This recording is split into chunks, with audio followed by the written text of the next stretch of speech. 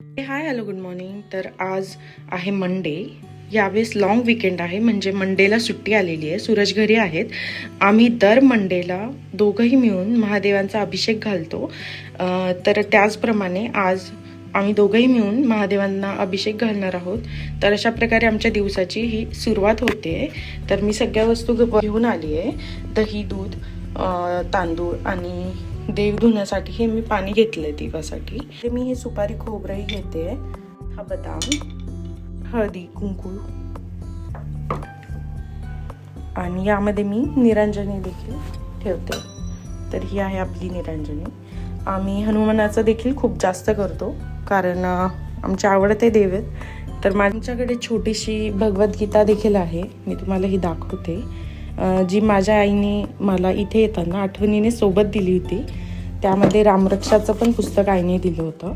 तर ह्या गोष्टी मी सोबत आणल्या आहेत. प्लस स्वामी समर्थांचं देखील पुस्तक आईने दिलेत. आणि हे काही सामान आहे जे आईने दिलं आहे, लाईक आम्हाला ज्याप्रमाणे लागेल त्याने. तुम्हाला सांगू इच्छिते की आम्हाला दोघांना सुद्धा पूर्णपणे रामरक्षा स्तोत्र, हनुमान चालिसा, गणपती अथर्व शीर्ष, गणपती स्तोत्र, हनुमान स्तोत्र, या सगळ्या गोष्टी ज्या आहेत त्या पूर्णपणे पाठ आहेत. स्वामी महाराजांचं नित्यसेवाचं जे पुस्तक आहे ते आम्हाला पूर्णपणे पाठ आहे. स्वामींचं पूर्ण पुस्तकातल्या सगळ्या आरत्या, त्यानंतर त्यातले जे सगळे काही स्तोत्र दिलेले आहेत त्या सगळ्या गोष्टी आम्हाला दोघांना पूर्णपणे पाठ आहेत. मी रोजच्या रोज केंद्रामध्ये जायची. रोजच्या रोज सगळे हवन तिथे व्हायचं. संध्याकाळी 4 वाजता एक हवन असायचं, त्यामध्ये स्वामींना आपण जीव घालतो त्या हवनाद्वारे. तर ते हवनामध्ये देखील मी सहभाग घ्यायची. आणि वार्षिक हवन देखील असायचं, ज्यामध्ये धान्यांच्या पेठाऱ्यांचं हवन केलं जायचं. हजारो लोक उपस्थित असायचे. त्यामध्ये देखील त्या सेवांमध्ये देखील मी सहभाग घेतला आहे. तर अशा प्रकारे स्वामींची सेवा केली. आणि त्यानंतर महादेवांचं देखील मी खूप केलं. महादेवांच्या सेवा देखील, मला स्वतःचं कौतुक नाही सांगायचं आहे, बट लोकांचे असे समज असतात की दुसऱ्या देशात जाणाऱ्या लोकांना देवाचं नसतात येत गोष्टी. तर असं नाही आहे. तुम्ही जेव्हा देवाचं करणार, जेव्हा तुम्ही कोणती पॉझिटिव्ह एनर्जी कॅरी करणार सोबत, तरच तुमच्यासोबत चांगल्या गोष्टी होणार. आणि मला एवढे चांगले हस्बंड भेटलेत. यामागे माझ्या आईची सेवा, माझी सेवा, बहिणीची सेवा, वडिलांची सेवा. आमच्या घरामध्ये प्रत्येक व्यक्ती स्वामींचं रोज काही ना काही करतात. 11 माळी जप, अध्याय वाचणं, गुरुचरित्र वाचणे, ह्या गोष्टी रोजच्या आमच्या सेवा आहेत. हनुमान चालिसा देखील आम्ही रोजच्या रोज म्हणतो. सूरज देखील म्हणतात. तर ह्या सेवेमुळे सगळ्या गोष्टी व्यवस्थित चालतात. आणि मी सगळ्यांना हेच सांगेल की तुम्ही रोजच्या रोज देवाचं करत राहावं. जर तुम्हाला जे काही भेटलंय ते तात्काळ नसण्यासाठी, तुमच्या सेवेतून ते तुम्हाला ऑलवेज टिकून धरण्यासाठी स्वामींची तुम्हाला प्रत्येक देवाची सेवा करणं खूप महत्त्वाचं आणि गरजेचं आहे. आपल्यासोबत पॉझिटिव्ह एनर्जी कॅरी करा, इतकी कॅरी करा की निगेटिव्ह एनर्जी तुमच्या जवळ सुद्धा येणार नाही. घरामधली मुलं कशी असणार हे सगळं घरातल्या आईवरती डिपेंड असतं. तर आम्ही जेव्हा खूप लहान होतो तर तेव्हाच आईने आम्हाला सगळ्यांना बालसंस्कार केंद्र या सगळ्या गोष्टींच्या खूप सवयी लावल्या होत्या. पप्पा सगळ्यात जास्त देवाचं करतात, माझी आजी सगळ्यात जास्त देवाचं करायची.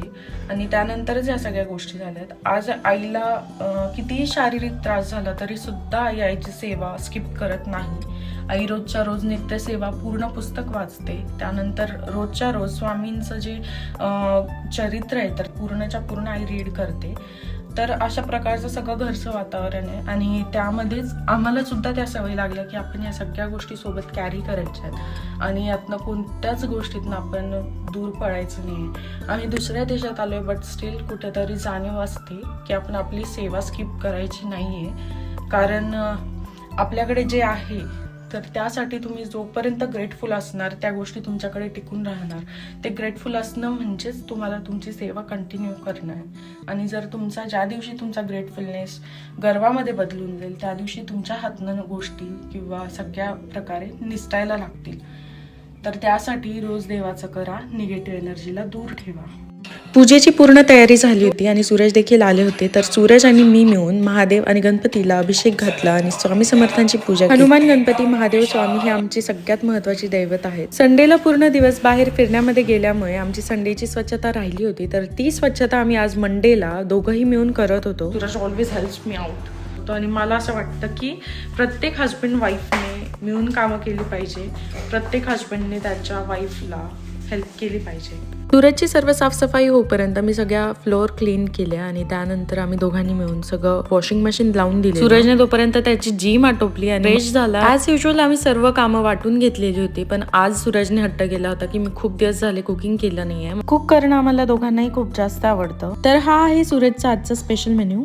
12 वाजता आम्ही जेवण केले आणि त्यानंतर छान झोपा घेतल्या. मला गुरुकृपाच्या आलू चाटची खूप जास्त आठवण आलेली. सूरजला मी I will make you taste that one, कारण आम्हाला भूक लागली आणि काहीतरी चाट खाण्याची इच्छा झाली. तर दुपारच्या 4च्या नाश्त्यासाठी मस्त अशी गुरुकृपा सारखीच टेस्ट देणारी आलू चाट आम्ही बनवून खाल्ली. त्यानंतर आम्ही बाहेर. तर मी आले माझ्या अपॉइंटमेंटसाठी. काल या लोकांनी माझी पॅच टेस्ट घेतली होती. त्यांनी माझ्या कानामागे जे पण ते लिक्विड वगैरे यूज करणार आहेत ते त्यांनी माझ्या कानाच्या मागे अप्लाय केलेलं. तर मला काही त्याचं ॲलर्जी वगैरे नाही झाली. तर मस्त आलू चाट खाऊन झाल्यानंतर आम्ही माझ्या ट्रीटमेंटसाठी आलेलो, कारण आम्ही अपॉइंटमेंट घेतलेली होती आजची. काल माझी पॅच टेस्ट झाली होती आणि ती सक्सेसफुल राहिली.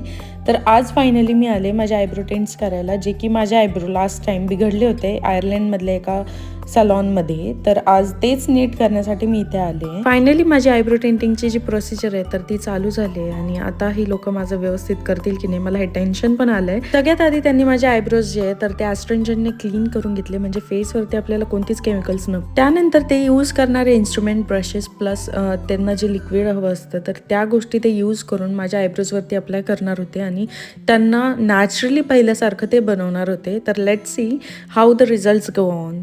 ब्रशिंगची प्रोसिजर झाल्यानंतर त्यांनी थ्रेडने माझे, जसं आपल्या इकडे थ्रेडिंग केले जाते इकडे ट्रिमरनी करतात, but this is one and only salon जिथे थ्रेडने केलं जातं. तर मी हे खूप शोधून सलॉन सापडले आणि ब्रशिंग नंतर त्यांनी थ्रेडने माझ्या आयब्रोजला लिटरली व्यवस्थित शेप दिलं.